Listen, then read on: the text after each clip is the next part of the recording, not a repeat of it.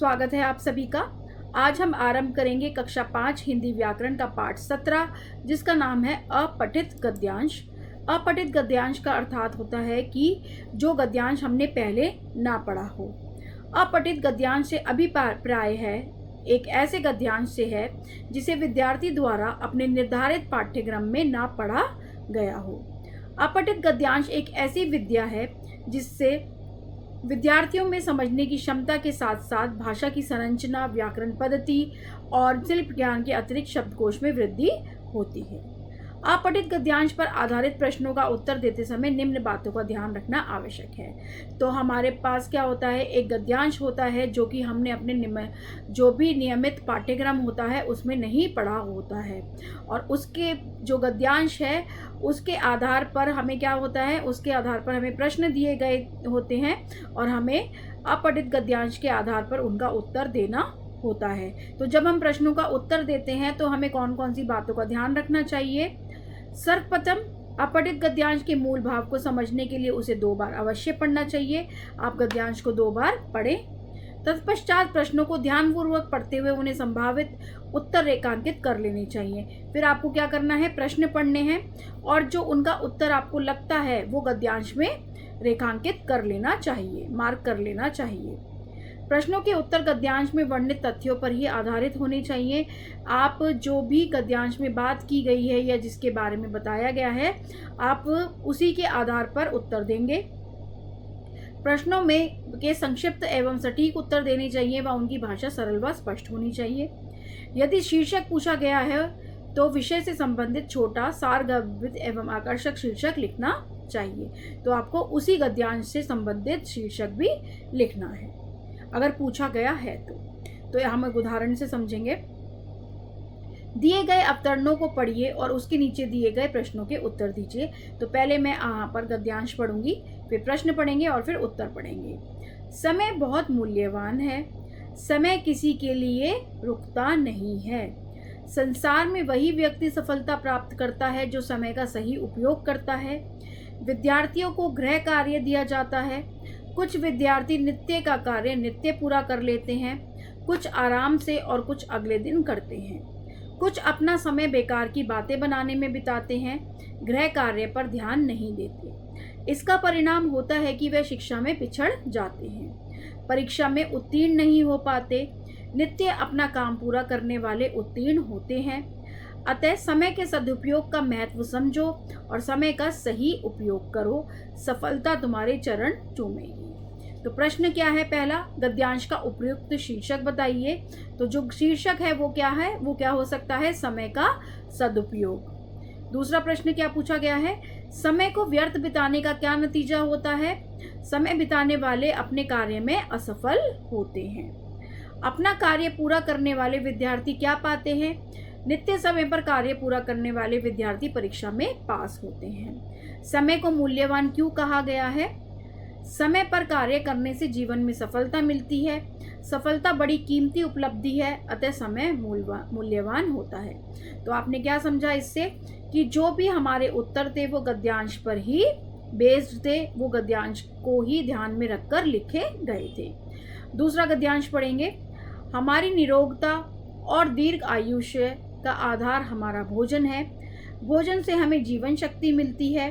भोजन में शरीर को पोषण देने वाले अनेक पौष्टिक तत्व जैसे प्रोटीन, कार्बोज, विटामिन व वसा आदि विद्यमान होते हैं। इनके अभाव में शरीर खाना खाने पर भी भूखा रह जाता है, अर्थात शरीर का सर्वांगीण विकास नहीं हो पाता।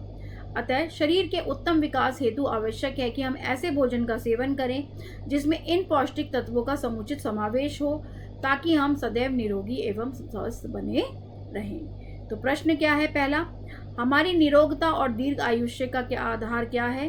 हमारी निरोगता और दीर्घ आयुष्य का आधार हमारा भोजन है। भोजन से हमें क्या मिलती है, भोजन से हमें जीवन शक्ति मिलती है। तीसरा प्रश्न देखेंगे।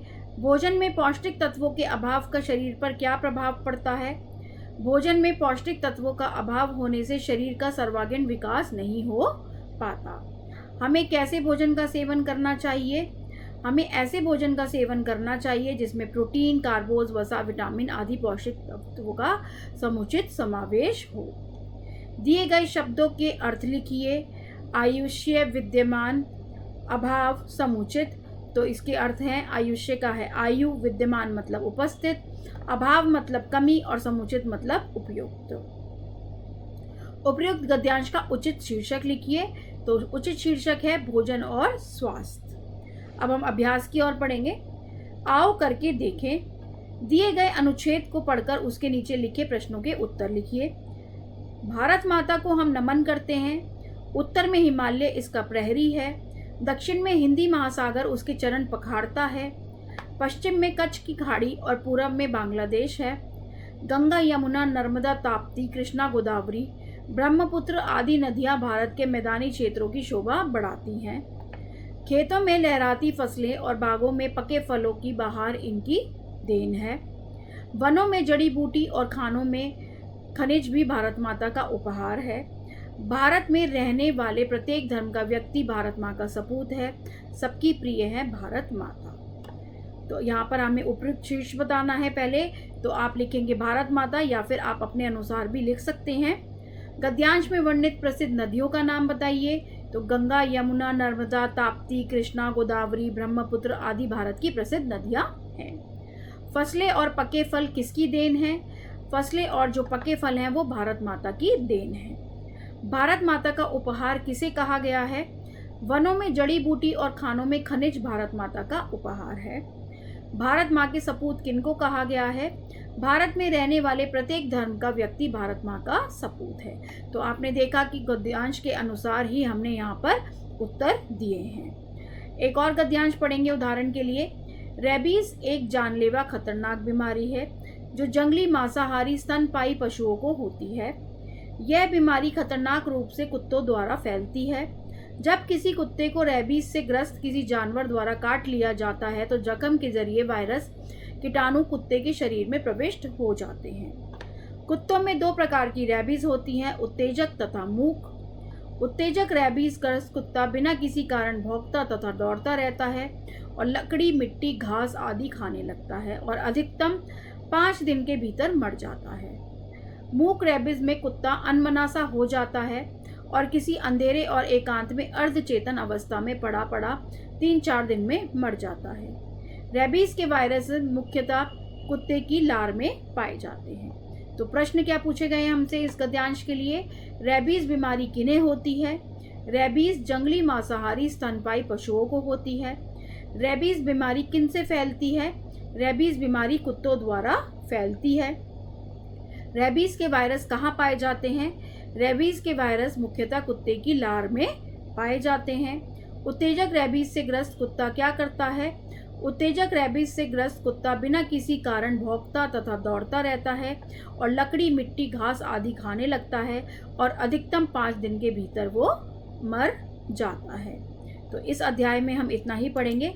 आशा करती हूँ आप सभी को अपठित गद्यांश अच्छे से समझ आया होगा। बहुत बहुत धन्यवाद।